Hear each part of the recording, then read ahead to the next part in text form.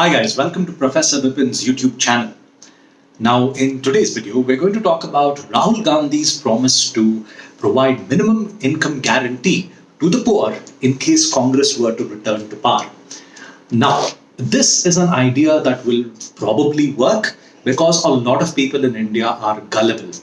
Now, the idea of minimum income is a certain number of people are going to receive X amount of rupees every day, and this is something the government is going to promise. Now, there are so many issues with providing minimum income to the people of this country. Now, I'm going to address two of these issues because I don't want to get into too much detail in this because the video is going to go for too long if I go ahead and do that.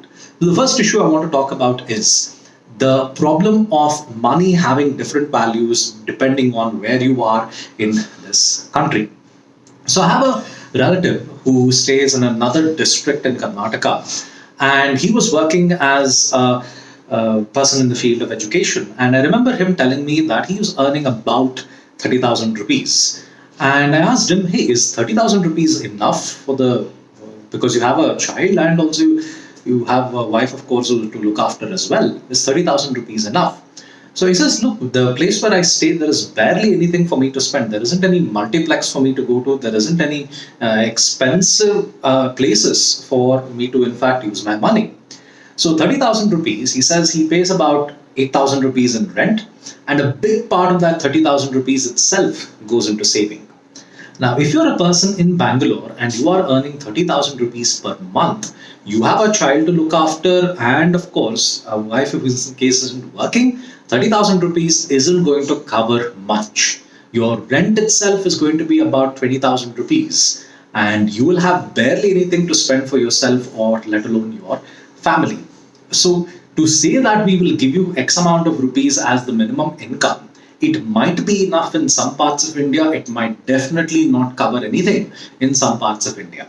But one way the government is going to justify that is, oh, these guys weren't making anything at all. At least they're getting something, if not nothing. Now, another problem that you have with providing minimum income is a big part of India, in fact, it doesn't have access to banking facilities. So how are you going to make this money available to people? I certainly can't imagine the government giving cash to someone and people standing in a line and one after the other you're giving out money. It will not work that way. Even if it does, it's a very stupid way to go about distributing money. So the reason I say this is because I see many times in India where people do not understand how Paytm works. The access to digital wallets is very backward. The access to internet in India for a large part of India is still quite primitive.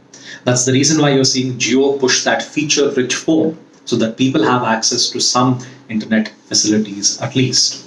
So many parts of India doesn't have adequate banking facilities, and in fact, even private and government banks refuse to put up their branches in rural India simply because of the costs they will incur in setting up these branches. So these two being such big issues, and I would like to quote something from Rahul Gandhi's speech, wherein it says, we don't want two Indias. There will be one India, and in that India, Congress will give minimum income to every poor person. No government in the world has done this till now. The Congress is going to do that. It will be a historic feat. Now, there is a problem there. If no government has done it before, it means there should be a reason why they did not do it before. So you should, in fact, evaluate this as especially whether or not this is something feasible. And if it is something which is feasible, what is the cost that the government will incur in order to provide this minimum income? And okay, once you provide this minimum income, looking at how inflation is progressing, how are you going to increase that minimum income to the next level, which is going to suit the current expenditure? These are things, in fact, which goes completely without, the questions where there is no answer. And of course, many people in India don't even care about these questions. They say, okay, I don't have anything now, you give me that, then I'll vote for you.